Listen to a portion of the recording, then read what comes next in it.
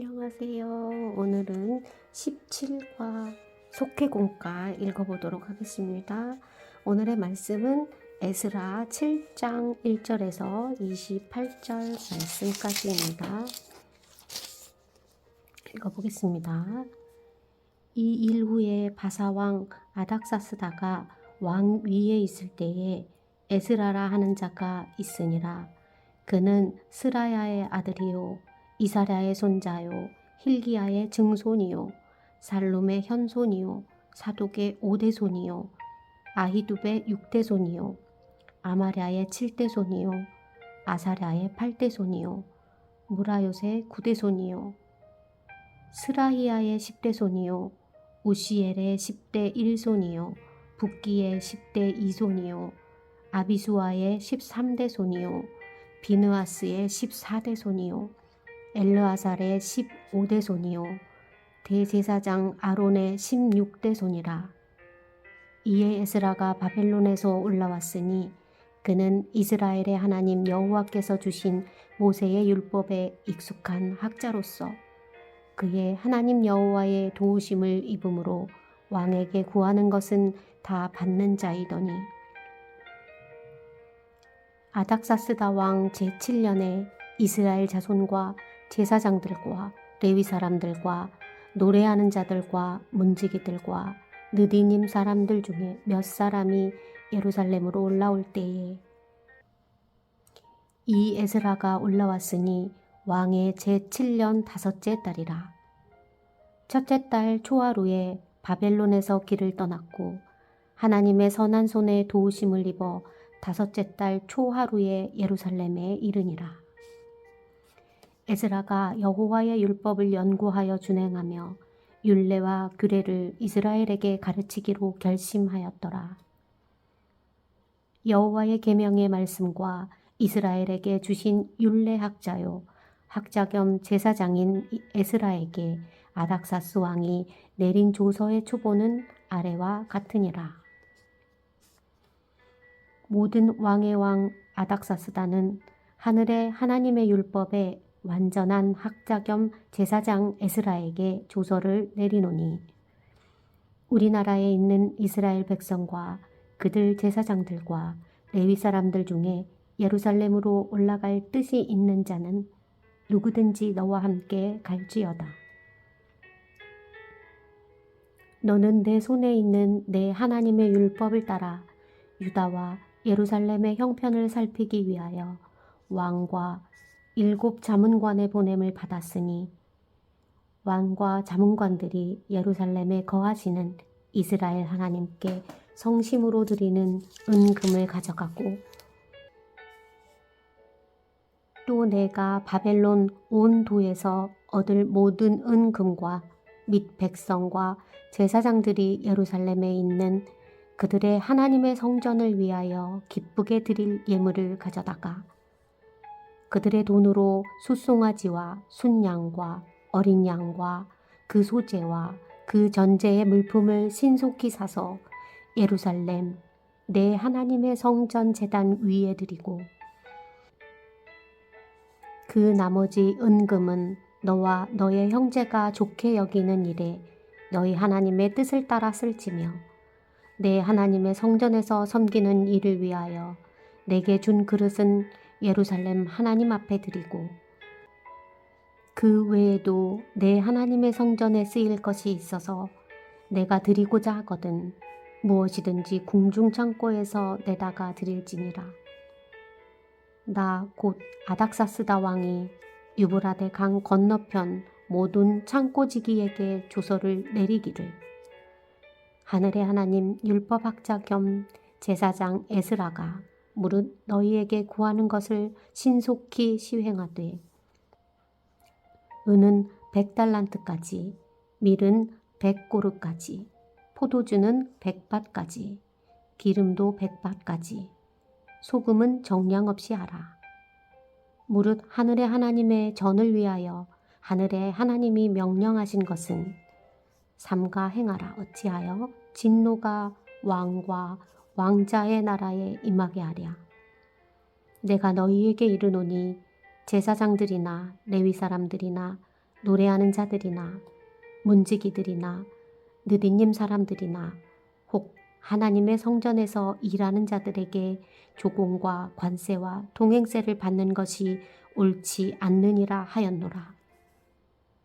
에스라여, 너는 내 손에 있는 내 하나님의 지혜를 따라 내 하나님의 율법을 아는 자를 법관과 재판관을 삼아 강 건너편 모든 백성을 재판하게 하고 그중 알지 못하는 자는 너희가 가르치라. 무릇 내 하나님의 명령과 왕의 명령을 준행하지 아니하는 자는 속히 그 죄를 정하여 혹 죽이거나 귀양 보내거나 가산을 몰수하거나 옥에 가둘지니라 하였더라. 우리 조상들의 하나님 여호와를 송축할지로다.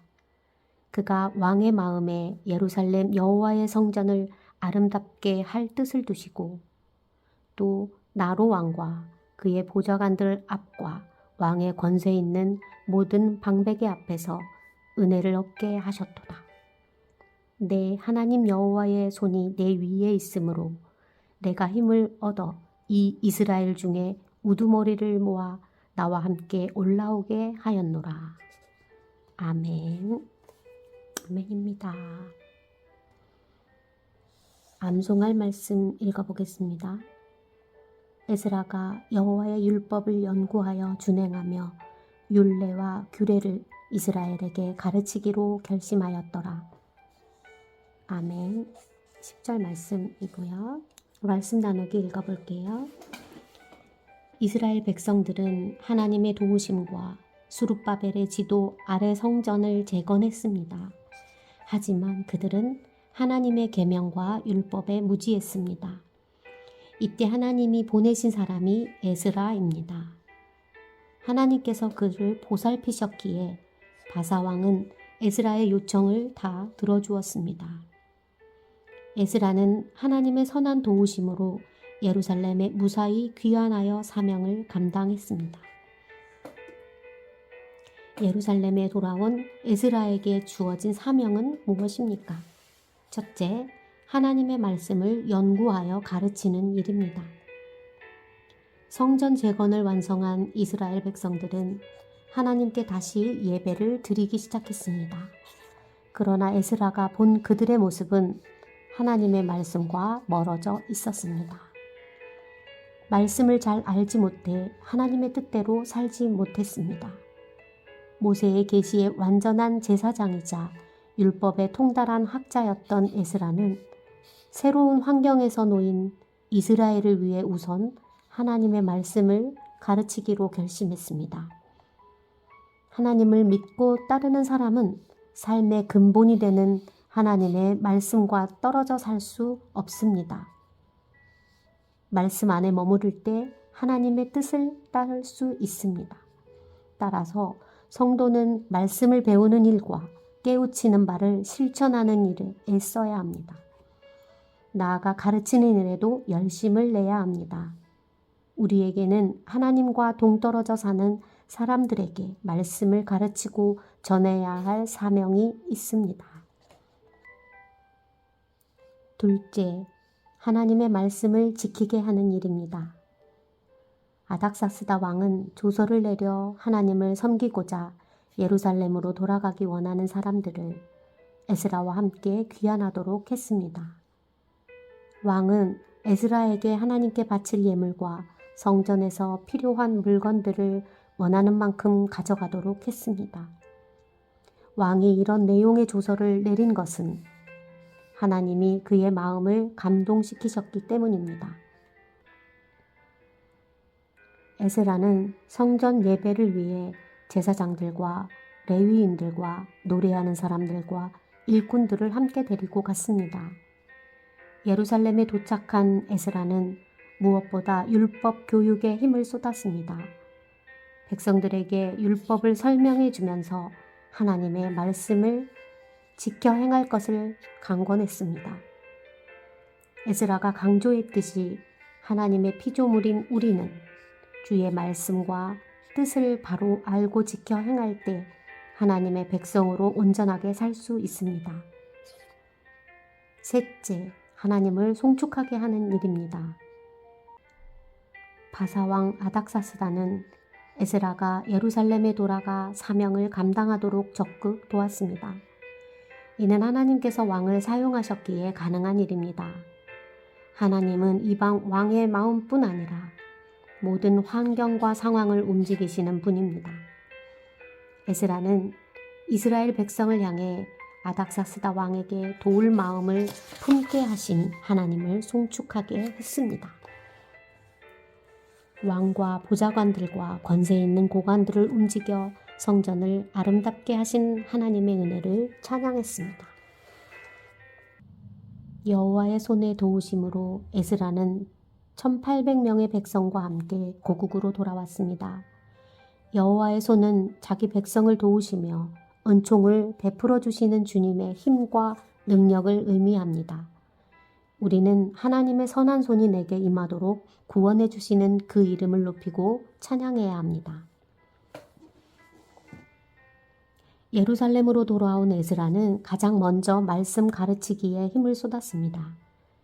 신앙 부흥은 곧 말씀의 부흥입니다. 말씀을 배우고 지키고 가르치는 일은 믿음의 길에 선 성도의 마땅한 책임입니다. 이 책임을 다하도록 주님의 선한 손의 도우심을 구해야 합니다. 그렇게 말씀에 순종하는 자녀들에게 하나님은 넘치는 복을 주십니다. 아멘. 아멘입니다. 오늘의 말씀 4월 26일차 속회 공과를 다 읽었습니다. 수고하셨습니다. 이제 오늘의 읽었던 말씀을 기억하고 기도하고 마무리하시면 되겠습니다. 수고하셨습니다.